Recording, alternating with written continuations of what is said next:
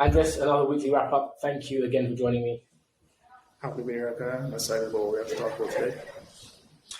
Yeah, this is an interesting one because the state of CMS 2023. This is a report or a survey really compiled by Storyblok, and they're usually pretty good at these types of things, and I think they've done well again with like the whole the sheer amount of people they've got in touch with to ask about their experiences with CMSs. So yeah, why don't you give us a quick intro to what they've done? Yeah, so State of CMS 2023, it's a look at how 1,500 respondents from around the world are using their CMSs. So this is actually like the second year, I believe, that Storyblok's done this. Last year they had State of CMS 2022. It's like about 6 months prior where they released that report. So this time they pulled 1,500 respondents from 7 countries, the US, UK, Netherlands, Germany, France, Sweden, and Australia on different topics. And the main things they wanted to gather were how they're currently using their CMSs and the problems they face, what features are important to them when choosing the CMS, and the plans to manage content in the coming years. So there were some interesting stats that they highlighted, and as I was going through the report a bit, that I think stood out. So first being the majority of users, 57%, need more than one CMS just to maintain their content operations. And there's around 11% using 4 or more CMSs. And most of these multiple CMS companies, they seem to be using monolithic or legacy systems for their CMSs. Another major stat is that 25% find their current CMS hard to use. So they mentioned reasons like it's time consuming to use it, there's security issues they need to worry about, and they need to worry about learning a new stack or technology as the reason why it's hard to use. And then a good highlight for headless is that 36% of the respondents are already using a headless CMS. And of those 36%, 84% reports having some kind of benefit. So that's improved KPIs, more revenue growth, increased productivity. Yeah, so a few things on these stats. So the first one, the majority of users, 57%, need more than one CMS. So this is something that might surprise some people who are not in the space, that one company needs multiple CMSs. And I guess we'll get into the reasons why. I mean, the reasons are not that important, but just to very summarize very briefly, one CMS may not just have some integrations or features that you need for another part of the business. Things like location can also be a factor. If you've got a team in Germany and a team in Singapore, and those 2 different teams are, they just want someone, a local company or a company with a HQ nearby to support them on certain things, that also can play a role in having multiple CMSs. There's a few different reasons, but I guess the reason why this is important now, as we sort of advance into this whole Mac composable headless era, a lot of enterprise companies have been using like multiple legacy systems, right? Of course you would think, okay, multiple systems, i.e. they've got one CMS, one DAM, one PIM, so on and so forth, but actually there may be even 2 or 3 CMSs in there and the rest on top. And I recently was speaking to HighGraph's VP of Marketing, this will come out also around the same time as this episode, Ömer Tümer, about this, and he was talking to me about, the difficulties, the obstacle there where an enterprise has data and content locked in multiple different legacy systems, right? A brownfield project, which essentially means like, brownfield project is when you're developing a piece of land that's already been developed before, right? So there's a lot of stuff there you got to deconstruct, and in a CMS context, there's a lot of things that need to be migrated and all that kind of stuff. And it's not an easy job. It's a bit of a mountain to climb. And that's one of the reasons, one of the obstacles that a lot of enterprises are sort of delaying moving to headless, because that prospect just scares them and it just seems like a really long, drawn out process. And the solution to that is, doing things step by step, right? With a composable architecture, with Mac architecture, you don't have to do everything at once. You can sort of lean on those legacy systems for a bit longer as you make that migration, as you make that transition. And that transition can happen over like a year, 2-year period, right? It doesn't have to be something like an instant migration. So yeah, that's just an interesting one, and more relevant as we move into sort of like this era of enterprise moving from legacy to headless. 22.5% find their current CMS hard to use. This surprised me because I would have thought it would have been higher than this, really, depending on who they ask, like is it marketing or devs and stuff. That's not too bad. I actually think like the CMS space can give themselves a pat on the back with that one, so that's not too bad. 36% of respondents are already using headless CMS. This one is definitely a bit skewed, right? So I think here we can see that of the 1,500 respondents, probably a decent amount of those were Storyblok customers, perhaps, or just like, sort of in and around the space. Because I don't think 36% using headless CMS, probably we're not there yet, right? If we're just talking about, if it was a random batch of 1,500 professionals across Europe and in the States, I think 36% would be high. But, another win, win is a win, as they say. So, what do you think? Yeah, so just a bit of clarification on that number that could help put that 36% in perspective. So when you actually go into the report, one of the things that they mentioned off the bat is they surveyed about 1,500, actually 1,639 people, but only 956 came back saying that they're even using the CMS. So immediately, so it's a smaller sample size of 956. And then another thing they do mention is the actual CMS platforms being used. So 18% of those surveyed that are using the CMS, 18% of them are using WordPress. And WordPress has like 6% advantage over the next closest, which is Adobe Experience. And that is just a bunch of many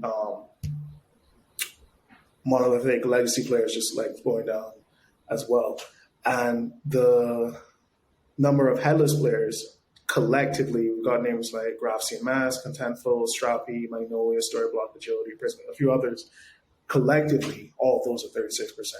So I think that can help position the results a bit more.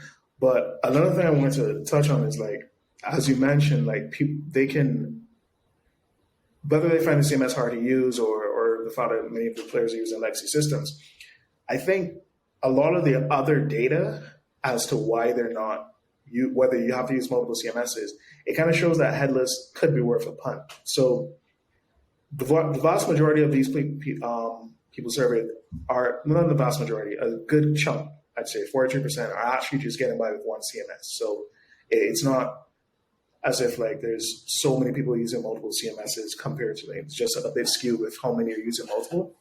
But when you look at the fact that if there are companies using 2, 3, 4, 5 CMSs in some cases, and the reasons that they cited within the report were to minimize delivery risks, 34%, they know they need a new style, like they're already on the legacy system, 28%, and then 70% have like some omni-channel requirements, like they want to start delivering to other channels other than just their website.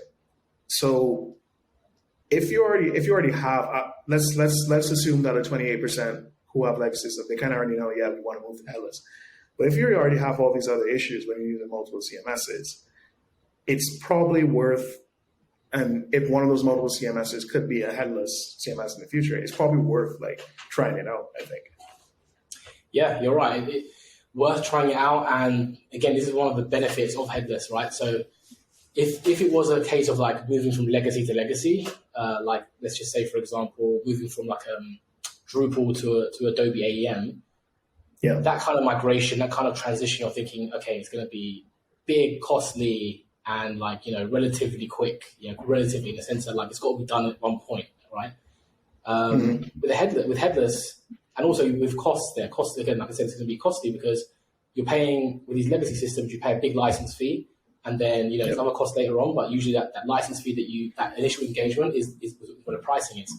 With a lot of headless players, you can start small, right? And that's kind of how it's designed to be used. You start small and your costs are not so huge, and the cost will sort of ramp up as your usage and you scale up. But if you're slowly transitioning, then those costs will remain, proportionate to what you're doing, right? So you can remain on those legacy systems. You can bring in that headless CMS and tinker with it and move some content to it and scale it up slowly as you sort of wind down your existing, commitments to those legacy CMSs. And again, you make it gradual, and then the costs, you're not hit with this massive cost up front. That's basically one of the pros and benefits of headless. You're right. It's worth trying it and worth seeing if there's a route to leaving that legacy monolithic sort of era behind you and moving towards like a Mac and composable era. So yeah, you're right. It's worth a punt. It's definitely worth a punt because the sort of the barrier to entry is quite low. Definitely. Okay, what's next? AI revolution, more AI stuff. Yeah, so obviously AI is a hot topic, like everywhere right now, but particularly among marketers and content creators. And two stories we kind of feature in the report that I mentioned. So the first being Zesty. So they've added a integrated AI content assistant, and it's an AI content assistant powered by OpenAI. One of the things you want to do is make content marketers and creators write 15 times faster. They provide a walkthrough video on how you can use it with Zesty. It's just like additional part within the actual interface. You can use that AI assistant. And also Bloomreach, they've also launched AI content generation for email, SMS, and push notifications, again with a ChatGPT integration. And it offers marketers a simpler way to generate content for emails, SMS, in-app, and push notifications. So it's definitely a lot of AI tools coming into space right now. Yeah, and this is great. Firstly, like I think Zesty and Bloomreach should be commended for this. I think this is, it makes a lot of sense, right?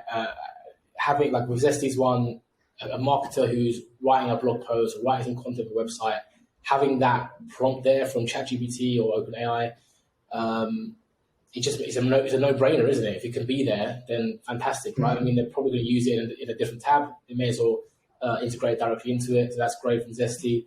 Bloomreach going a slightly different direction with like email, SMS, push notifications. That's interesting. I wouldn't be surprised at all if Zesty have seen what Bloomreach have done, Bloomreach have seen what Zesty have done, of course, through the DXP report. And they said, okay, we'll do that. That's the next feature for us. Our headlines and content will be supplemented by OpenAI, and Zesty saying, hey, cool, for our sort of other marketing functions, we'll bring it into there as well. And I can definitely see other vendors doing this, right? This is something, it's a great feature. It's good to be first out with it, which Zesty and Bloomreach will give them credit for being first out with this sort of AI, ChatGPT, should we say, integration. But you could definitely see this happening. We'll probably be publishing a few more of these types of press releases over the next 6 months, I think. But yeah, it's good. I like it. Yeah, definitely. Because we know AI is dominating everywhere right now. Everyone's talking about it, and yes, it's definitely a great tool. Helps with headlines, writing first drafts, all this sort of thing. It kind of helps you scale. Like if you're just a 1 or 2 person marketing team, it can eliminate some of that extra time you spend working on things. And I think what we're going to start seeing now with a lot of these if more vendors start integrating this is because I think probably when it first, ChatGPT and these AI tools first came on the scene, a lot of people have been talking about it almost as if it's like the Holy Grail is the answer to everything. You don't have to do any more work. Now the AI can do it. But I think we're getting into the stage now where a lot of companies and individuals, marketers, whoever, are recognizing it's just an additional tool in your arsenal to just make you faster and better. Yeah, I think you're right. Like I said, I think we'll see it more across the space in a few months. So I'll be interested to see who's next. But yeah, I like it. It's a no-brainer for me. So yeah, I think that wraps up our wrap-up again. Andres, anything else? No, I think that's it for us today. Okay, well, thank you, and we'll speak again next week. Sounds good. See you next week, Al.